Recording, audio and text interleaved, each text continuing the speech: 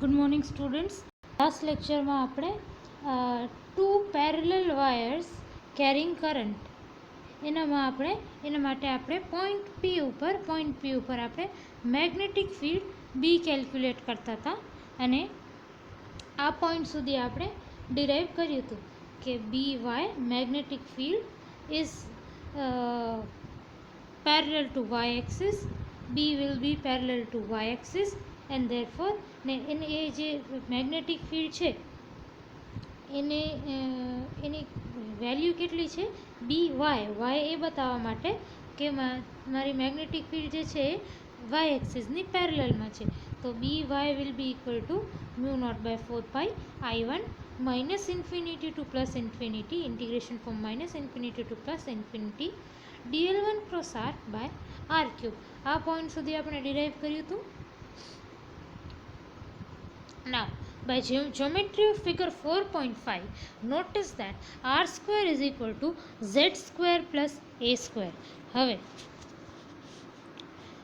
Figure 4.5 આ figure 4.5 તમે અહીંયા ધ્યાન આપો તો એક રાઈટ એંગલ ટ્રાયેંગલ બને છે. જો અહીંયા રાઈટ એંગલ ટ્રાયેંગલ બને છે પી થી કરીને આમ એક રાઈટ એંગલ ટ્રાયેંગલ બને છે જેનો એક સાઈડ આર જેટલી છે, એક સાઈડ એ જેટલી છે ને એક સાઈડ ઝેડ જેટલી છે. એ રાઈટ એંગલ ટ્રાયેંગલ મેં અહીંયા ડ્રો કર્યું છે. જો જેમાં એક સાઈડ આર, એક સાઈડ ઝેડ અને એક સાઈડ એ, અને આર અને એની વચ્ચે એંગલ થીટા છે. બરાબર. હવે તમને પાયથાગોરસ થિયરમ ખબર છે. Pythagoras theorem gives you hypotenuse square is equal to perpendicular square plus base square. એટલે કે r square is equal to z square plus a square. આ ટ્રાયેંગલ ઉપર પાયથાગોરસ થિયરમ લગાવો તો હવે તમે r square is equal to z square plus a square છે તો તમે r is equal to under root of z square plus a square કે z square plus a square whole raised to half આ લખી શકો. બરાબર. તો તમારા પાસે r ની વેલ્યુ આવી ગઈ. બરાબર. અને components of dl cross r along the y axis is, હવે આપણે by ની વાત કરીએ છીએ. બરાબર. by એટલે component of magnetic field along the y axis. તો આ જે dl1 cross r છે એનું પણ આપણે y કોમ્પોનન્ટ જ લેવું જોઈએ. બરાબર. તો dl cross r નો y કોમ્પોનન્ટ શું છે જુઓ તમે. અહીંયા આપણે કાલે ડિરાઈવ કર્યું હતું dl cross r i component, j component ને z કોમ્પોનન્ટ આપણે અહીંયા ડિરાઈવ કર્યું હતું. તો the components of dl cross r are 0, a dz and 0. તો જો y કોમ્પોનન્ટ કયું છે a dz. so the y component of dl1 cross r is a dz. બરાબર. અને તો અહીંયા dl1 cross r નો y કોમ્પોનન્ટ a dz છે તો આની જગ્યાએ આ dl1 cross r છે એની જગ્યાએ a dz સબસ્ટિટ્યૂટ કરી દો અને r ક્યુબની જગ્યાએ શું સબસ્ટિટ્યૂટ કરો. જો આ r ક્યુબની જગ્યાએ અહીંયા જે r છે ને, અહીંયા જે r છે એની જગ્યાએ આ z square plus a square raise to half નાખી દો અને બારેનો 3 એમને એમ રહેશે. તો જો તમારું આ જે બી વાય છે, તમારું બી વાય કેવું થઈ જશે, આ ઇક્વેશન અહીંયા આવી જશે. So B Y is equal to μ0/4π I1 આ પછી integration from minus infinity to plus infinity, integration from minus infinity to plus infinity, પછી dl1 ક્રોસ r એની જગ્યાએ a dz જે રીતે મેં તમને કીધું, અને r ની જગ્યાએ z સ્ક્વેર પ્લસ a સ્ક્વેરનો હાફ અને એનો ક્યુબ. તો આના ઉપર પણ ક્યુબ. હવે a square plus z square raise to half that raise to 3 તમારું a square plus z square raise to 3/2 આવું થઈ જશે. તમને ખબર છે x રેસ ટુ m હોય and the whole is raise to n હોય તો તમે એને x raise to M into N આ રીતે લખી શકો. તો આ જે વેલ્યુ છે A square plus Z square નો half the hall race to 3, એને તમે કેવી રીતે લખી શકો? A square plus Z square raise to half into 3, half, આ હાફ છે તો આ શું થઈ ગયું? A square plus Z square 3/2 થઈ ગયું, બરાબર.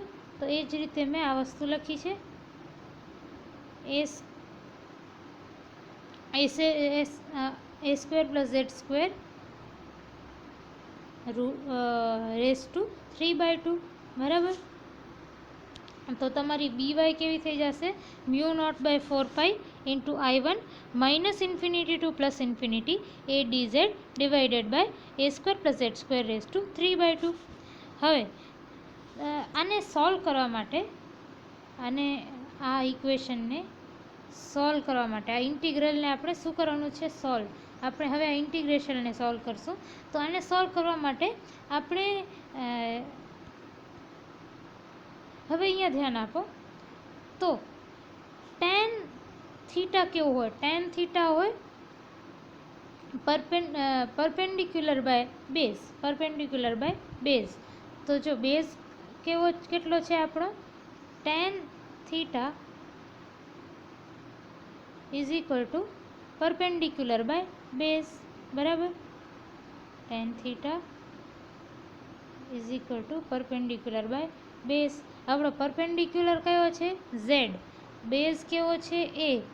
તો ટેન થીટા કેવું હશે? ઝેડ બાય એ, બરાબર. તો અહીંયા જો મેં tan theta is equal to Z by A લખ્યું છે. એને તમે આ બાજુ લઈ જાઓ તો Z is equal to A tan theta થાય, બરાબર.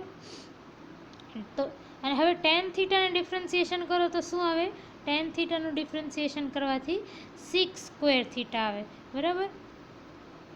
તો આ ઇક્વેશનને તમે ડિફરન્શિએટ કરો તો ઝેડનું ડિફરન્સિએશન ડીઝેડ થશે, એ એમને રહેશે કારણ કે કોન્સ્ટન્ટ છે. ટેન થીટાનું ડિફરન્સિએશન શું થશે? 6 સ્ક્વેર થીટા. તો મેથેમેટિકલી અગર ઝેડ એ ટેન થીટા હોય તો ડીઝેડ એ 6 સ્ક્વેર થીટા ડી થીટા હોય, બરાબર. હવે આપણે છે ને લિમિટ્સ જોશું કે આ લિમિટ્સ માઇનસ ઇન્ફિનિટી ને પ્લસ ઇન્ફિનિટી ક્યારે થાય. તો મારું ટેન પ્લસ ઇન્ફિનિટી ક્યારે થાય? મારું ટેન પ્લસ ઇન્ફિનિટી ક્યારે થાય? મારું ટેન ઇન્ફિનિટી 90 ડિગ્રી ઉપર થાય. તમને ખબર છે ten 90 degree is equal two infinity. તો ને આ 90 ડિગ્રીને મેં π/2 આ રીતે લખ્યું છે. સો આપણે ઉપર જે છે આ પ્લસ ઇન્ફિનિટી એની જગ્યાએ આપણે પ્લસ 90 ડિગ્રી એટલે કે પ્લસ π/2 રેડિયન આ આપણે સબસ્ટિટ્યૂટ કરી શકશું. હવે તમારું ટેન માઇનસ ઇન્ફિનિટી ક્યારે થાય? ટેન માઇનસ ઇન્ફિનિટી ત્યારે થાય જ્યારે ટેન થીટાની વેલ્યુ માઇનસ ઇન્ફિનિટી ક્યારે થાય? જ્યારે થીટા માઇનસ 90 હોય. Tan minus 90 is equal to minus infinity. એટલે તમે tan minus π/2 radian is equal to minus infinity આ રીતે લખી શકો, બરાબર. તો આ ઇન્ફિનિટી છે એની જગ્યાએ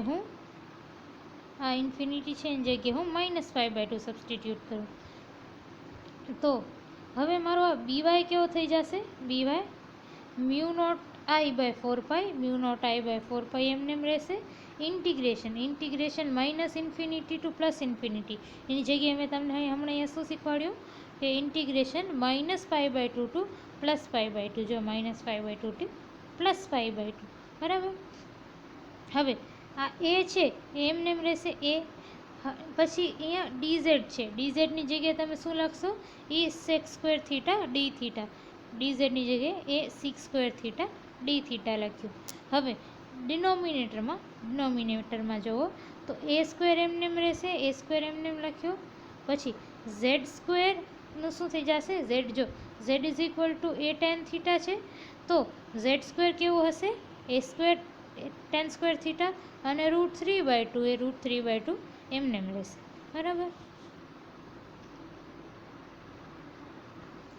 હવે આ μ0/4π એમને એમ રહેવા દો. ઇન્ટિગ્રેશન ઓફ -π/2 ટુ +π/2 ઉપર આ a ઇન્ટુ a છે તો તમારો a સ્ક્વેર અને આ 6² d થીટા તો 6² d થીટા. બરાબર. હવે આને તમે આ જે ટર્મ છે એને તમે કઈ રીતે લખી શકશો, a² + a² tan² થીટા, એમાંથી તમે a² બારે કાઢી લો, આમાંથી તમે a² બારે કાઢી લો તો બચે શું 1 + tan² થીટા, અને બંને જે છે બંને ઉપર 3/2 પાવર થશે. જો a² + a² tan theta √3/2 is equal to a² into 1 + tan, ફરીથી a² + a² tan² theta √3/2 is equal to a², બંનેમાંથી a² બારે કાઢો, ઇન્ટુ 1 + tan² થીટા, ને બારે √3/2 પાવર તો છે જ, તો તમે આને આ રીતે લખી શકો, a² √3/2 ઇન્ટુ 1 + tan² થીટા √3/2. તો તમે a² + a² tan² થીટા √3/2 ને a² √3/2 એન્ડ 1 + tan² થીટા √3/2 આ રીતે લખી શકો. એ જ વસ્તુ મેં અહીંયા કહી છે. જો now we know that 1 + tan² theta is equal to 6² theta. આ આપણે જોયું છે 10th સ્ટાન્ડર્ડ મેથેમેટિક્સમાં જોયું છે આપણે, જો ટ્રિગ્નોમેટ્રિકલ આઇડેન્ટિટીઝ આવે આપણે આવતી, તો 1 + tan² થીટાની જગ્યાએ 6² થીટા લખી દો, બાકી બધું સેમ રહેશે. by is equal to μ0I/4π μ0I/4π integration of -π/2 to +π/2, પછી a² 6² d થીટા એ a² 6² d થીટા. હવે અહીંયા જુઓ, a² √3/2 એ કેવું થશે, જો આ પોઈન્ટ a² √3/2 એ ક્યુબ થાય. કેવી રીતે, મેં તમને શીખવાડ્યું, x⁻m in the whole n is equal to x into mn. બરાબર. એ જ રીતે a²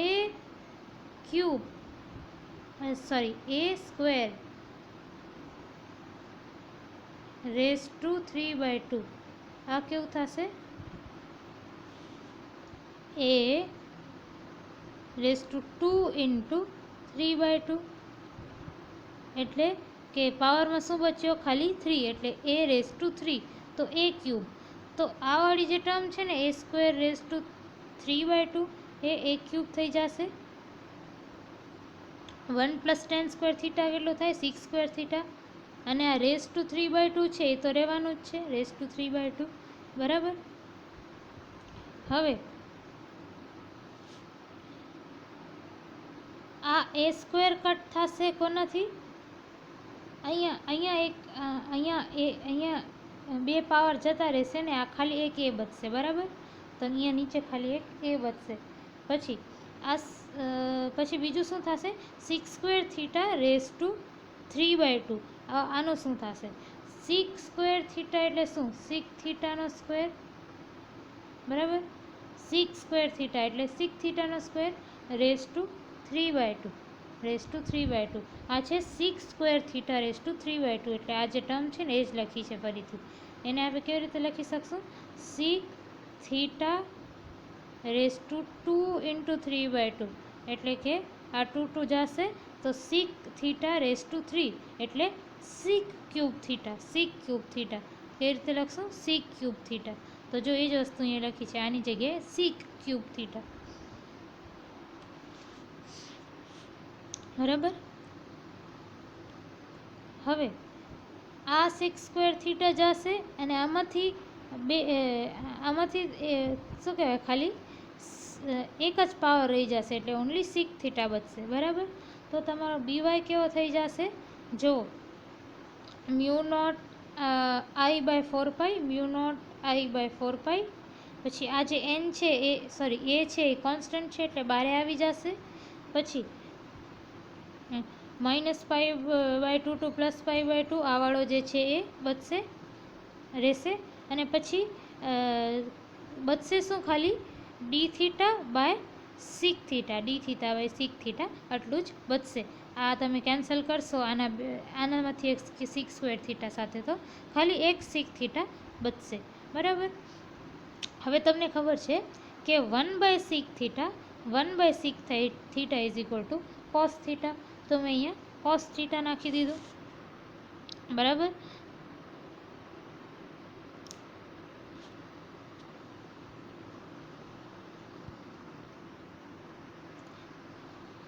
તો તમારી બીવાય કેવી બની?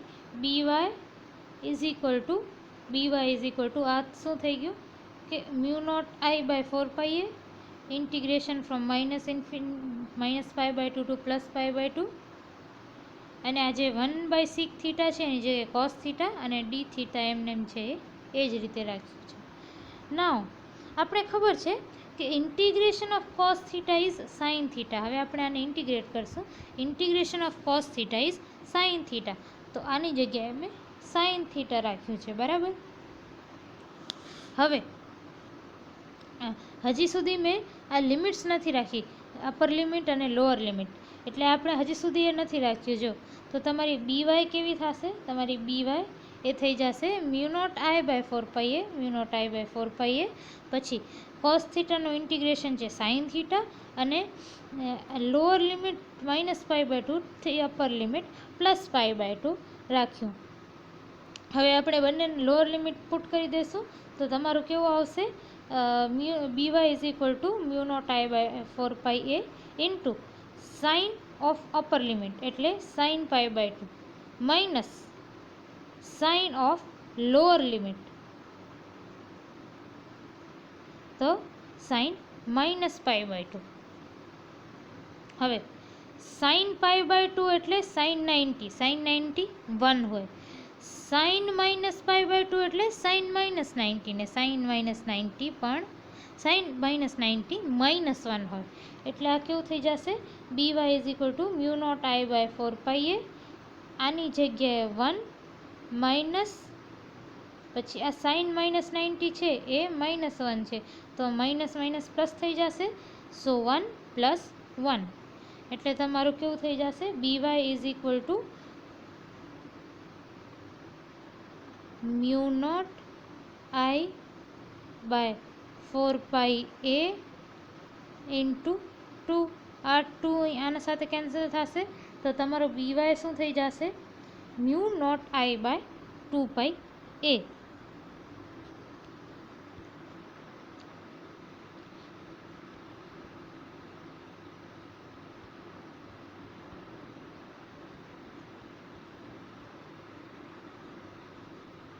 ફરીથી જુઓ, આપણે શું કર્યું કે આપણે બે વાયર્સ કન્સિડર કર્યા, બે પેરેલલ વાયર્સ કન્સિડર કર્યા, જેનામાં આપણે એક નાનકડું એલિમેન્ટ કન્સિડર કર્યું DL1, જે ઓરિજિન ઉપર રાખ્યું, અને એના આપણે કન્સિડર કર્યું કે બંને વાયર્સ વચ્ચે એ જેટલો ડિસ્ટન્સ છે, એ જેટલો ડિસ્ટન્સ, અને આપણે સેકન્ડ વાયરના એક પોઈન્ટ P જે A0Z જેટલો દૂર છે, A0Z એની જેની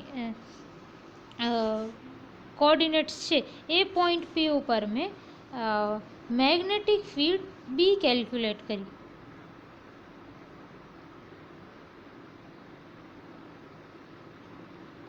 અને આપણે જોયું કે બી જે છે ખાલી વાય એક્સિસના પેરેલલમાં છે, એટલે આપણે ખાલી બી વાય કેલ્ક્યુલેટ કર્યો.